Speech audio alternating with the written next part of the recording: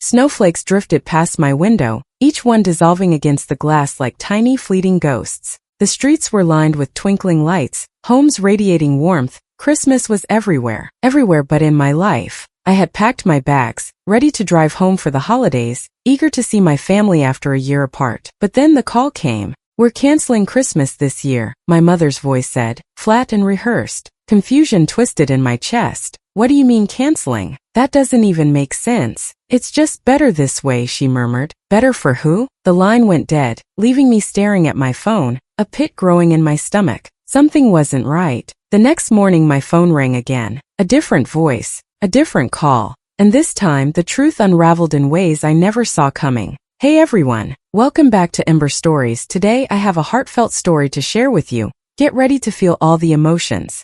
Growing up, Christmas had always been sacred in our house. My mother decorated weeks in advance, draping the home in garlands and golden lights. My father brought out his collection of old records, filling the air with the warm hum of Nat King Cole. My siblings and I would sit by the fire, drinking cocoa and exchanging gifts at midnight. But this year there would be no cocoa, no fire, no gifts. I stared at my phone, rereading my mother's text. "It's just not a good time for us. Stay in the city. We'll talk after New Year's." Stay in the city? This wasn't some casual holiday party. I was their daughter. I was supposed to be home, sitting in my childhood living room laughing with my family. I called my sister Emily, straight to voicemail. My brother Jake. No answer. I tried my mother again. This time she picked up, but her tone was clipped. "Look, we just need some space this year. Things have been stressful, but please don't make this harder than it has to be." The line went dead again. I sat in stunned silence, the weight of rejection settling over me like a heavy wool blanket.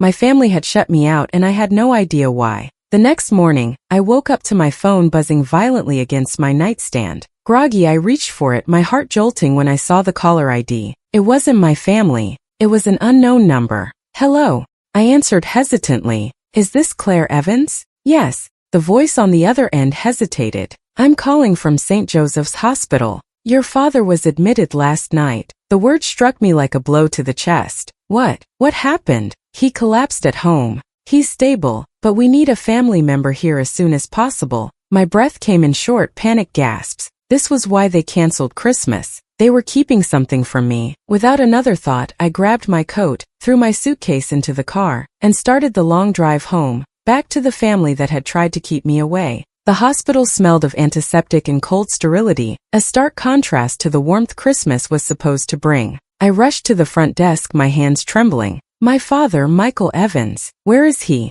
The nurse pointed me toward the ICU. As I stepped in, I saw my mother and siblings huddled near his bed. Their eyes widened in shock when they saw me. "Claire," my mother's voice wavered. "You didn't tell me," I whispered, my voice a mix of anger and betrayal. She looked away, guilt flickering across her face. I turned to my father, pale and weak, tubes running from his arms. He forced a tired smile. "You came." Tears burned my eyes. "Of course I did. Why wouldn't I?" Silence. Then Emily muttered, "Because Mom didn't want you to." I turned sharply to my mother. "Why?" She swallowed hard, eyes welling up. "Because we didn't want you to know the truth." The truth? I had no idea that the truth would shatter everything I thought I knew about my family. A heavy silence filled the hospital room, thick enough to choke me. My mother's words, "We didn't want you to know the truth," hung in the air like a storm cloud about to break. I stepped closer, my pulse pounding in my ears. "What truth, Mom?" She pressed her lips together, looking at my father as if waiting for permission. His weak, trembling hand reached for mine, his grip frail but urgent. "I didn't just collapse, Claire," he said, his voice hoarse. "It wasn't an accident." A cold shiver ran down my spine. "What are you saying?" He exhaled shakily. "I've been sick. For a long time." The room blurred. My fingers curled into my palms. "Sick? What do you mean sick?" "Stage 4 lung cancer," he murmured. The world around me tilted. My breath hitched and my knees threatened to buckle. No, that's not possible." My voice broke. "You never said anything." My mother turned away, covering her mouth as silent sobs racked her shoulders. Emily wiped at her tears while Jake sat motionless, staring at the floor. "You lied to me," I whispered, my voice barely audible. "All of you. We thought we were protecting you," my mother finally said. "We didn't want you to worry, to put your life on hold." My life? They had torn me from them, pushed me away, canceled Christmas. All because they decided I wasn't strong enough to handle the truth? Rage flared in my chest. So you just what? Pretended everything was fine? Shut me out? Do you have any idea how that felt? Tears streamed down my mother's face, but I didn't care. The betrayal was suffocating. You had no right, I choked out. No right to make that decision for me. My father's hand tightened weakly around mine. Claire, he rasped, I'm sorry, but I couldn't hear it. Not now. I turned on my heel and stormed out of the hospital room, my breath coming in shallow, ragged gasps. The truth hadn't just broken my heart, it had shattered my trust, and I wasn't sure if it could ever be repaired. I didn't know where I was going. My feet carried me down the hospital corridors, past nurses and doctors, past patients in wheelchairs, past families clinging to each other in ways mine never had. I pushed open the front doors, stepping into the biting December air. Snow swirled around me, the cold air burning my lungs. How could they do this? How could they decide, as a family, to erase me from this moment? I pulled out my phone, staring at my mother's last text. Stay in the city. We'll talk after New Year's. What a cruel thing to say when they knew the truth. I should have been here. I should have known. I walked blindly through the parking lot, hands shaking, heart racing. Tears blurred my vision, but I didn't wipe them away. Let them fall. Let them freeze against my skin like the betrayal I felt. I should have kept walking. I should have found a place to be alone to process everything. But then my phone rang again. And this time it was a call that would change everything again. The screen flashed an unknown number. My instinct told me to ignore it. I had enough on my plate. But something, maybe fate, maybe desperation, made me answer. Hello. My voice cracked. Claire. The voice on the other end was hesitant, familiar in a way that sent chills through me. I gripped the phone tighter. Who is this? A pause. Then, it's Adam. My stomach dropped. Adam, my father's best friend. A man I hadn't spoken to in years. I heard you were in town, he said softly, and I think we need to talk. About what? I asked, my voice wary. About your father, and about why your family really wanted to keep you away. My blood turned to ice. What do you mean? There was another pause, then a deep sigh. Meet me at the old diner on Maple Street. 10 minutes. I'll explain everything. The call ended. I stood there, heart hammering, breath shallow. Hadn't I just learned the truth? Or was there something even worse lurking beneath the surface?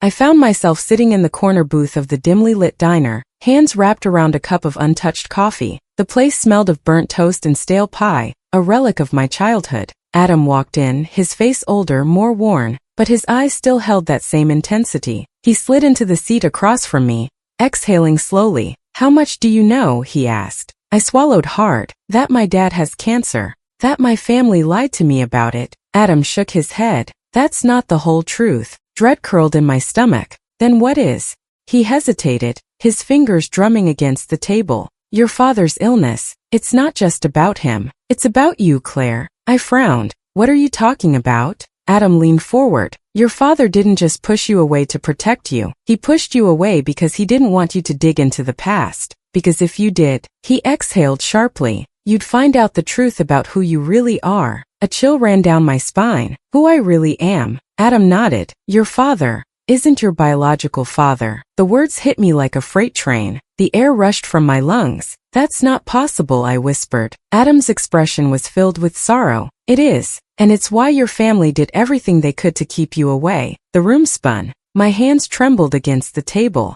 Had my entire life been a lie? The walls of the diner seemed to close in on me, the air suddenly too thick, too suffocating. I gripped the edge of the table, trying to steady myself. My father, no, the man I had called my father wasn't my real father. I shook my head, my voice barely above a whisper. You're lying. Adam's eyes softened, but his expression remained firm. I wish I was. My breath came in short, uneven gasps. Why should I believe you? My family. Your family has been lying to you for years, Claire. He leaned forward, his voice low and urgent. They canceled Christmas. They refused to tell you about your father's illness. They kept you away because they were afraid that once you came back, you'd find out the truth. I wanted to argue, to tell him he was wrong, but deep down something inside me cracked. A part of me that had always felt different, like a puzzle piece that never quite fit. How long have they known? I asked, my voice hollow. Since the day you were born. A lump formed in my throat. Who is my real father? Adam hesitated, then sighed. His name was Daniel Carter, was past tense. I swallowed hard. Where is he now? A shadow crossed Adam's face. He died when you were a baby. I felt like the ground had been ripped out from under me. My entire life, every memory, every moment, suddenly felt like a carefully constructed illusion. Why didn't they tell me? I demanded. Why let me believe a lie? Adam exhaled sharply. Because they were trying to protect you, and because your father, Michael, loved you as his own. He didn't want you to ever question that. Tears burned my eyes, but I refused to let them fall. And my mother? Did she love him? My real father? Adam's silence was answer enough. I leaned back against the booth, my whole body trembling. I don't even know who I am anymore. Adam's expression softened. You're still Claire. That hasn't changed, but it had. Everything had. And now I had to decide what to do with the truth. I drove back to the hospital in silence, my thoughts a chaotic storm. My hands gripped the steering wheel so tightly my knuckles turned white. When I arrived, my mother was sitting in the waiting room, her arms crossed, her face drawn with exhaustion. She looked up startled as I approached. Claire, don't, I snapped. Don't say my name like you have the right to. Her expression crumpled. Please let me explain. You had years to explain. My voice echoed through the nearly empty waiting room. And instead you lied. You all lied. Tears welled in her eyes. We were trying to do what was best for you. I let out a sharp, bitter laugh. Best for me? Do you have any idea how it felt to be pushed away? To be treated like I was a burden? My voice broke. I deserved to know the truth. She wiped at her tears, her hands shaking. We didn't want you to feel like you didn't belong. Like you weren't part of this family. But I don't belong, do I? My voice cracked. I'm not even his daughter. At that, she flinched as if I had slapped her. You are, she whispered. Maybe not by blood, but in every way that matters. I shook my head, my heart aching. And what about my real father? What about Daniel Carter? Her breath hitched, and for a moment she looked lost in another time. He was the love of my life. The words stung more than they should have. So you lied to my father too? She squeezed her eyes shut. Michael knew the truth from the beginning, and he still chose to raise you as his own. I wanted to hate her. I wanted to scream. But then the sound of coughing came from the hallway. I turned and saw him. My father, Michael Evans, the man who had raised me, who had carried me on his shoulders, who had been there for every scraped knee and bedtime story. He stood there, frail and exhausted, leaning on the doorframe. Claire, he rasped, his voice barely above a whisper. And in that moment I saw him not as the man who had lied to me, but as the man who had loved me. And suddenly I didn't know how to feel. The days that followed were a blur. The hospital, the hushed conversations, the weight of the truth pressing down on me. I avoided my mother, my siblings, unable to look them in the eye without feeling the sting of betrayal. But my father. I sat by his bedside, watching as he drifted in and out of sleep. The machines beeped softly, a constant reminder of how little time we had left. One evening, as the snow fell in thick, silent sheets outside the window, he opened his eyes and looked at me. You're angry. I swallowed hard. Yeah. He gave a weak chuckle. You have every right to be. Tears burned my eyes. Why didn't you tell me? His frail hand reached for mine. Because I was afraid. His voice was barely above a whisper. Afraid that if you knew, you wouldn't see me as your father anymore. A tear slipped down my cheek. I don't know what to think. He nodded as if he understood. That's okay. For a long time we sat in silence. Then he squeezed my hand. I love you, Claire. That's the one thing that was never a lie. My heart ached. The anger, the betrayal, it was all still there. But so was love. And in the end, love was what mattered most. The next morning, my father took his last breath. I held his hand until the end, and when I walked out of that hospital, I realized something. The truth had changed everything, but it didn't change who I was. I was still Claire Evans. I was still his daughter, and maybe, just maybe, that was enough.